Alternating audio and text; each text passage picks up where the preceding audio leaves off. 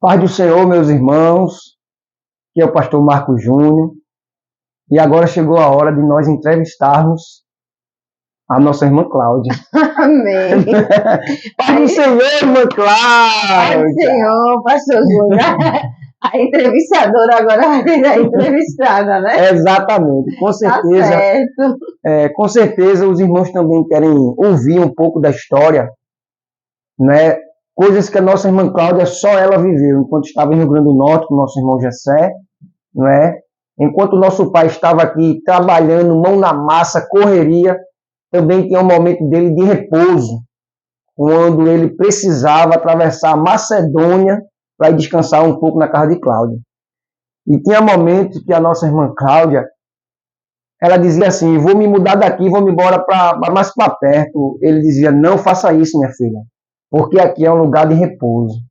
Aqui é um lugar de refúgio, é onde Era eu o descanso. refúgio, é Não verdade. é? Então, exatamente nessa área tão assim, peculiar, não é? Tão assim, íntima, que nós vamos entrar agora, de coisas que só a irmã Cláudia viveu, dentro dos seus limites, claro, que tem coisas que realmente a gente não pode dizer, tem que ficar entre nós, família, não é? Mas a irmã Cláudia tem com certeza muita coisa para contar para nós. E aí, irmã Cláudia, o que é que a senhorita tem para contar para nós? Como bem o pastor Júnior falou, né? Muitas vezes eu querendo ajudar na obra, estar aqui mais perto, aí eu dizia, pai, eu vou arrumar um jeito de ir para ir morar lá em Pernambuco. Ele dizia, não, minha filha, fique aqui, que aqui é o meu ponto de refúgio. Porque era onde ele ia, descansava a cabeça, fazia os passeios dele, também conversava algumas coisas.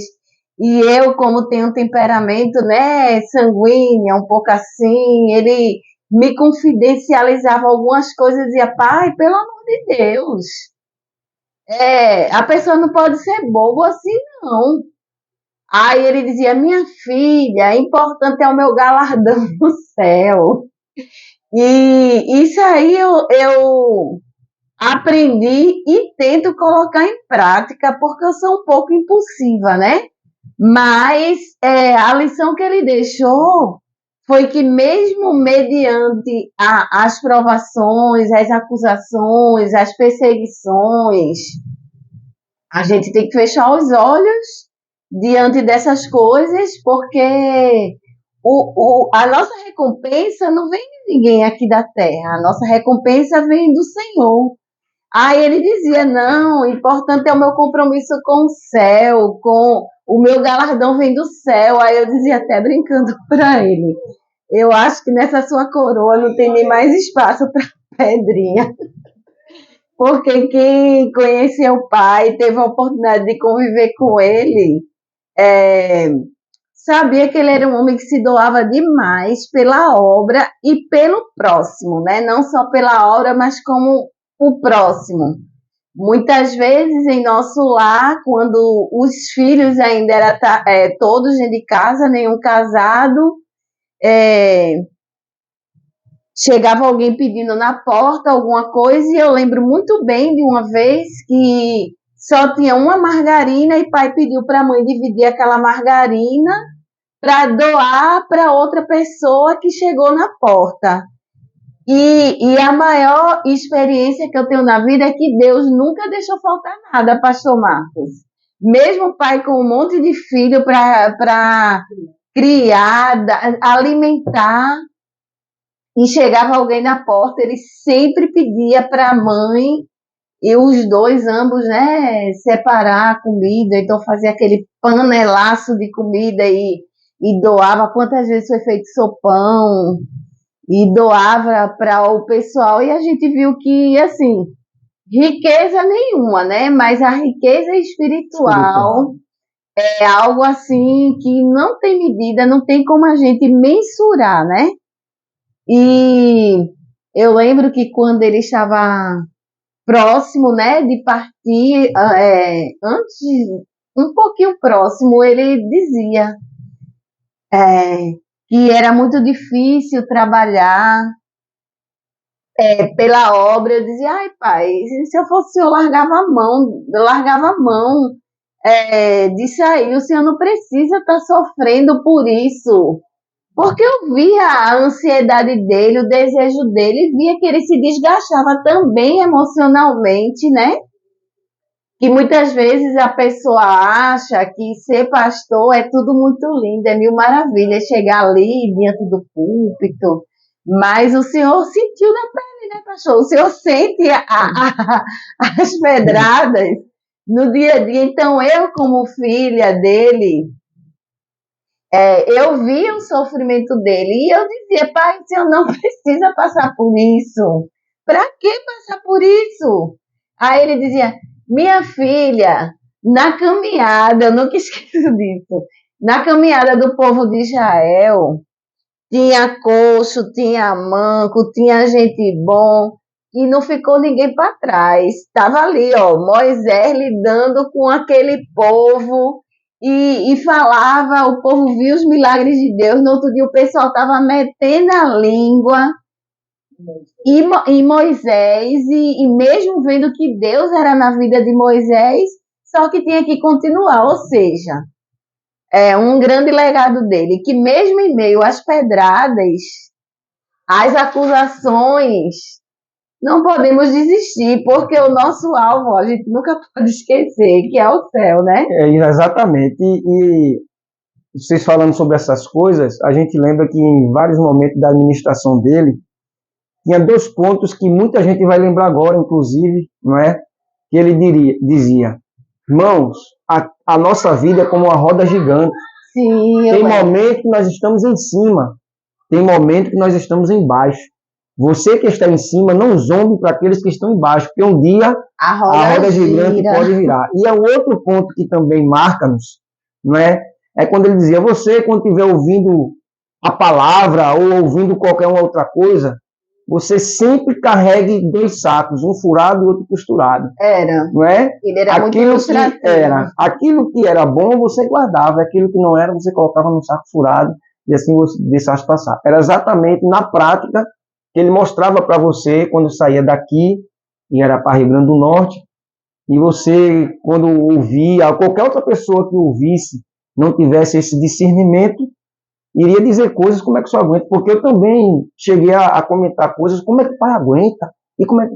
Sendo que quando nós estamos na missão, Deus dá uma graça que você fica meio que assim. A graça do Senhor, com certeza. Então, hoje eu também entendo, irmã Cláudia, naquele período que ele, quando ia para se refugiar, para se recompor, porque a palavra do Senhor também nos mostra, eu não sei se é 1 Samuel ou é 2 Samuel capítulo 7 primeiro.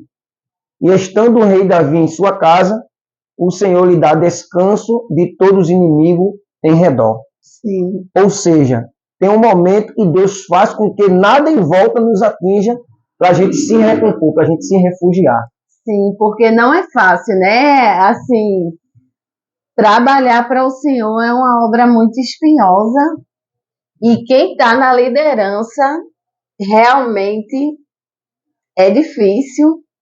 Tem que realmente estar muito ligado no céu para poder não perder o foco, Exato. né? Eu teve um momento que, como nosso pai, ele não deu tempo me preparar para a questão de obra. Sim. A minha experiência foi que nem Davi.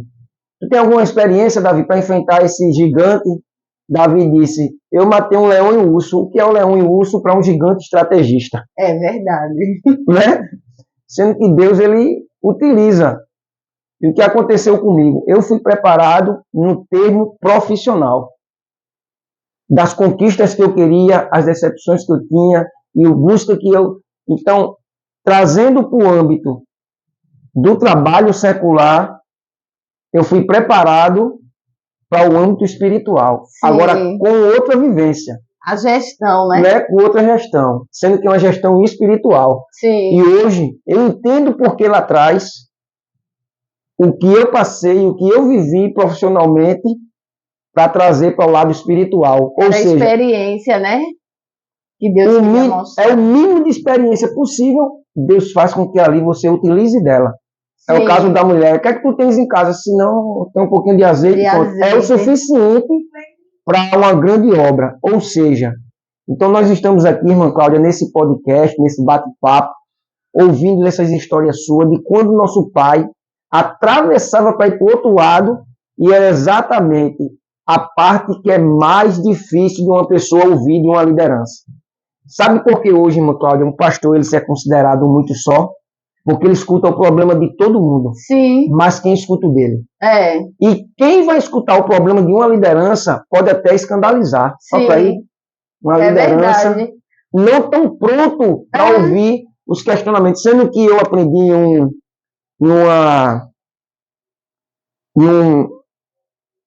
uma palestra, um curso de capacitação, que toda liderança ela precisa ser liderada. Sim. Toda liderança, ou seja, tem que ter alguém para poder compartilhar. Sim. E a dificuldade, irmã Cláudia, está aí, dessa pessoa que possa lhe escutar, que possa lhe ouvir. Encontrar alguém de confiança que não vá também te julgar, né? Exato. Porque muitos pastores têm adoecido. É isso aí, a gente tem que falar, é real.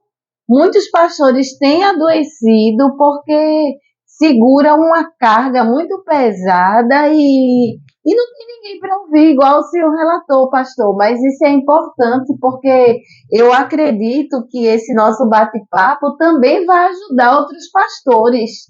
Igual, quando meu pai dizia não vem, não é porque ele não gostava, ele queria que eu estivesse perto, né? Porém, era o ponto de refúgio dele. Ele queria ter um local para ele arejar a cabeça, descansar.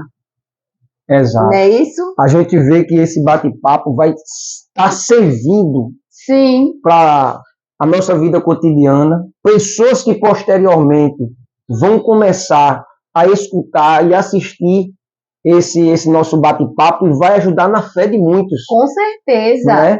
Com Porque certeza. você vivenciou coisas particulares de uma liderança. Sim, e de uma certeza. grande liderança. Com certeza. Que se dava forte aqui, tem que se manter numa posição aqui, e lá é aquele caso de Jesus. Quando ele estava no Getsemane, chamou 3 dos seus discípulos e disse, a minha alma, ele nem disse para os 12, ele disse para 3. E olha que esses 3 ainda farraparam. Por que eu digo farraparam? Fraquejaram. Porque Jesus, vigiai comigo, foi o que eles foram fazer. Dormiram. Nem os 3 conseguiram. Mesmo que Jesus escolheu os 3, eles não conseguiram manter vigilantes para Jesus ir lá orar. É verdade. Ou seja, tem momentos na nossa vida que a gente realmente se sente só, mas existe um Deus que está lado a lado, de ombro a ombro. Com certeza. Né? Irmã Cláudia, nesse decorrer do tempo, surgiu a Rádio Web Aviva. Foi, verdade. Com o nosso pai, o que é que aconteceu? Surgiu uma programação. Foi, lembra? Uma programação, eu da lembro. 103 FM. Isso, eu lembro. Ele gostava muito, né, dessa parte de divulgação. Era até o tema, era aquele, ninguém detém a obra santa, né? Exatamente. Ninguém detém a obra santa. Muito bem. E a gente vê que hoje Deus não nos deu uma programação. Deus nos deu uma rádio. 24 horas da Assembleia de Deus e Ministério da Vida. É mais uma conquista, né, irmão? Com certeza, é uma conquista e tem muitos ouvintes já, né, nessa programação, principalmente a de 5 às 7 da manhã, de segunda a sexta, alvorada, né? Isso. Tem uma participação, uma audiência enorme, é de São Paulo, é de Portugal, é de Rio Grande do Norte, é da Paraíba, é de Pernambuco, tem sido bênção. Se você ainda não é ouvinte, você pode conectar. Diga aí, pastor, como que faz? Vamos lá. Temos pelo Play Store e temos também pela Rádio Web Aviva, o link, né? Então sempre a gente está colocando nas redes sociais, tanto o Facebook, quanto o Instagram, quanto o YouTube, não é? Então você tem acesso, você vai na AD Aviva oficial, tá certo? E você vai encontrar o link lá, tá bom? E no Instagram, AD Aviva _oficial. Amém? Amém. Irmã Cláudia, vamos lá. A senhora entrevistou todo mundo, agora está sendo entrevistada. Ai, Jesus. Tá certo? A senhora viveu muitas coisas com o nosso saudoso pai. Sim. Mas uma parte que muito marcou, com certeza, foi no período que a senhora teve que acompanhar ele em todos os processos. Na sua trajetória de exames. E é uma parte que isso aí mexe muito conosco, porque a senhora foi a que mais, a senhorita foi a que mais ficou mais próxima desse momento. Desse momento. Né? Deus lhe proporcionou um carro, que esse carro serviu para esse transporte do nosso pai. Foi Samuel, né? O carro. E daí é uma parte muito, muito sensível da nossa parte. Sim. Que a gente não vai se aprofundar, porque não vale a pena, tá certo? Mas é uma parte também que não pode fugir da nossa realidade. É história, né? Faz parte da história. Então, em suma, a parte que mais lhe marcou nesses processos todos de aprendizado e de ensinamento do nosso pai, que mesmo na parte mais difícil da vida dele, que foi que ele deixou de ensinamento para nós, que nós podemos passar para os nossos telespectadores, para eles sentirem a fé animada neste momento. A lição maior que pai deixou foi a lição do amor. Porque mesmo ele estando no corredor de um hospital, né, onde foram os últimos momentos dele, ele encontrou um jovem lá que estava acompanhando o pai dele, e esse jovem era envolvido com algumas coisas, né, teve já homicídio e tudo mais, e pai naquele momento pregou para o jovem e falou para ele que ele precisava se encontrar com Deus, que o amor de Deus era muito grande na vida dele, pelos livramentos. E o que ele reclamou foi da dor que ele sentia, mas a situação em si, não, era a questão da dor que ele sentia. E ele disse que se sentia muito acolhido, porque todos os filhos, a família, a mãe, acompanhamos ele até o último momento, né? Então ele falou que se sentia amado porque a família dele estava sempre presente, e muitas vezes eram até 2 filhos, que um vinha e voltava porque não queria estar distante, entrava por outro lado do hospital. A gente queria sempre estar perto, porque pai sempre foi um pai muito presente, mesmo com muita obra, muito envolvido na obra, mas sempre foi um pai muito presente e amoroso, um homem de Deus. Muitas vezes nos reunia para falar do Apocalipse. Eu achava interessante que ele tinha um quadro bem grande e ele explicava cada fase do Apocalipse para a gente e ensinava que tinha que amar, tinha que perdoar, que o nome perdão é muito lindo, mas é difícil, né? Mas isso aí ele ensinou. E o que eu achei muito interessante foi o que eu me surpreendi, foi no dia do velório do meu pai, muitas pessoas virem contar história pra gente. Você sabia que seu pai fez já isso por mim, isso pela minha filha, isso pelo meu lar, isso... Foram muitas histórias que eu até pensei em começar a anotar e fazer um livro, porque foi um homem que mostrou obras mesmo, de verdade, e um compromisso com Deus. Isso aí é indiscutível, não tem como mencionar essa compaixão pelo próximo, não tem como mencionar. Exato. Você falando sobre essas coisas assim, e a gente vê que o legado que ficou, não só para a nossa família, mas para todos que acompanharam, esse amor familiar atingindo toda a parentela, todos da parentela, eles sempre Muitos relatos também de muitos irmãos que diziam assim: Pastor Marcos vinha aqui em casa tomar café da manhã comigo, tomar um pretinho comigo. Muitas casas ele passava tomando cafezinho. Sim. Então, isso fica um marco. Sim. E o marco para os pastores, as lideranças atuais, é exatamente cumprir o que a própria palavra do Senhor já disse. Jesus, ele era poderoso em palavras e em obras. Em obras. Sabe o que eu me lembrei agora? Pai gostava muito daquele no Lodebar, nunca mais, né? Lodebar. Quando as irmãs louvavam esse hino com pandeiro, sob a regência de Jane, né? Ele pedia para repetir. Teve uma vez que eu acho que repetiu 3 vezes no culto, de tanto que ele gostava desse hino. Lodebar nunca mais. Dizia que o endereço certo, né? E realmente ele está no local que Lodebar nunca mais. Exato. Né? Exato, mas é isso. Agora vamos lá para a última pergunta para nós terminarmos esse bate-papo. Como está a sua expectativa para esses 10 anos da Viva? Olha, a minha expectativa são as melhores possíveis, porque é espinhoso, mas é prazeroso a obra de Deus, né? E eu e Gessé estamos vindo junto com mãe lá do Rio Grande do Norte, porque está ensaiando o Grande Coral. Cida veio da Paraíba para ensaiar a abertura das festividades, que tem várias novidades, eu aconselho a você não perder.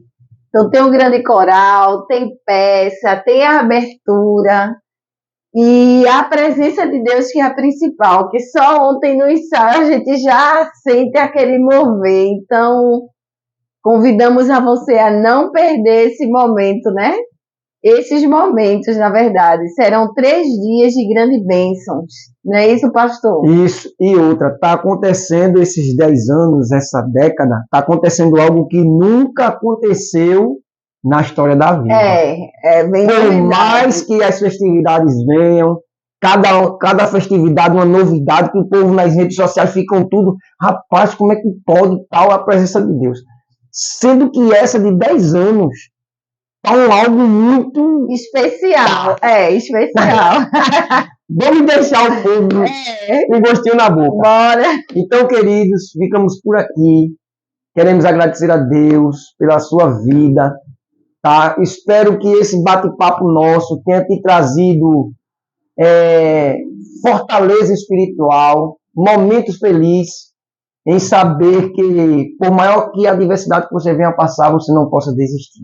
Amém. Tá certo? Amém. O que é que a gente vai fazer com o povo agora? Vem!